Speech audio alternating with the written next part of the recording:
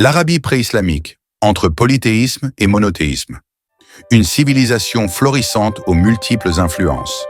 L'Arabie pré-islamique, en particulier l'Arabie du Sud, représente une période fascinante, marquée par des évolutions religieuses, culturelles et politiques, qui ont influencé non seulement la région, mais également ses voisins immédiats.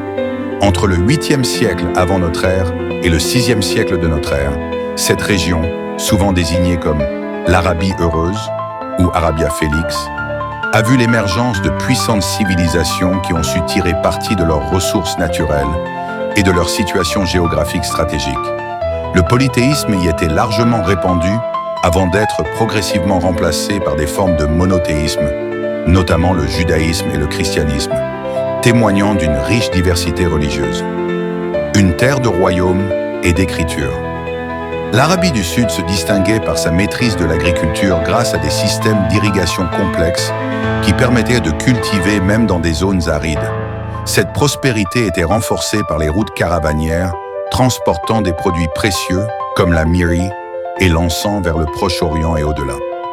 Ces échanges commerciaux faisaient des royaumes sud-arabiques tels que Saba, Qataban et Himyar des acteurs incontournables des réseaux économiques de l'Antiquité. L'un des aspects les plus marquants de cette civilisation est son héritage épigraphique.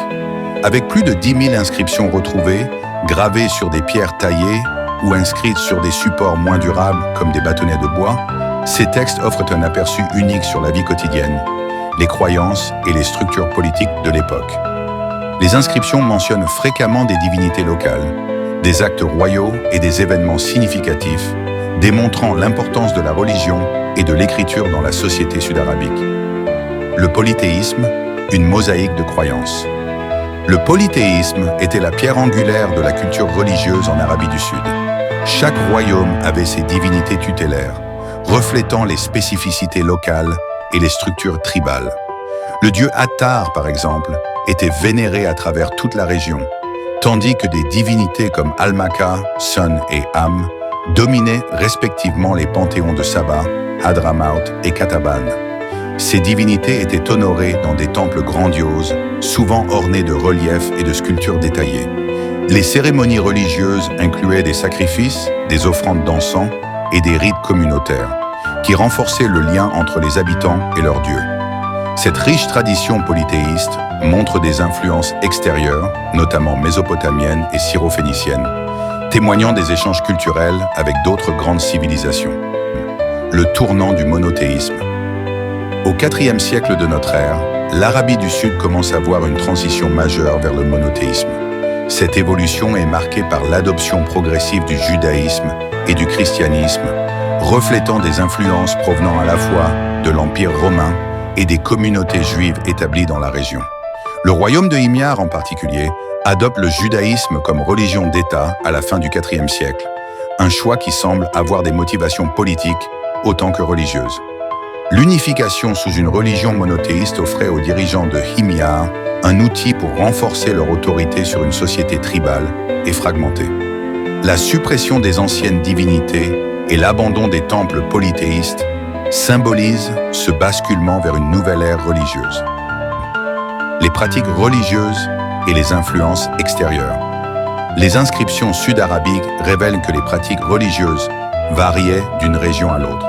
Si les temples étaient le centre des activités cultuelles, des rites plus intimes et personnels, comme les confessions ou les expiations, avaient également une place importante. Les inscriptions expiatoires retrouvées dans le Jawf, au nord du Yémen, illustrent comment les croyants cherchaient à se réconcilier avec leur Dieu après des transgressions. Certaines figures divines, comme les filles d'Al, montrent des similarités frappantes avec des déesses vénérées dans d'autres parties de l'Arabie et du Proche-Orient, comme Allat, Al-Uzza et Manat. Ces connexions renforcent l'idée que l'Arabie pré-islamique était un carrefour de culture, influencé par les traditions religieuses de ses voisins. Le rôle des inscriptions dans la compréhension religieuse. Les inscriptions sont une source inestimable pour comprendre l'évolution religieuse de l'Arabie du Sud. Elles offrent des détails sur les panthéons locaux, les pratiques cultuelles et les transformations religieuses au fil des siècles.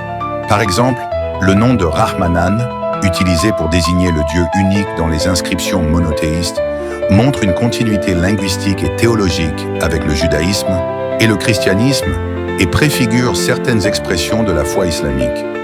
Ces textes témoignent également de la manière dont les religions monothéistes ont été adaptées au contexte local. Les souverains de Himyar, tout en adoptant le judaïsme, ont maintenu certaines traditions et pratiques qui reflétaient leur héritage sud-arabique. Le déclin et l'héritage de l'Arabie pré-islamique. Avec l'essor de l'islam au 7e siècle, les anciennes traditions religieuses de l'Arabie pré-islamique ont progressivement disparu. Cependant, leur influence perdure dans de nombreux aspects de la culture et de la religion islamique. Les noms divins, les pratiques rituelles et même certaines structures sociales montrent des traces de cette riche période pré-islamique. Les études archéologiques et épigraphiques continuent d'enrichir notre compréhension de cette époque fascinante. Les découvertes récentes, qu'il s'agisse de temples ou de textes, révèlent la complexité et la sophistication de ces sociétés, offrant un aperçu unique sur une période cruciale de l'histoire arabe. Une civilisation entre tradition et transformation. L'Arabie pré-islamique, en particulier l'Arabie du Sud, illustre une période de transition où les croyances polythéistes coexistaient avec des formes émergentes de monothéisme. Cette région, à la croisée des chemins entre l'Orient et l'Occident, a joué un rôle crucial dans le développement des traditions religieuses et culturelles qui allaient façonner le monde arabe.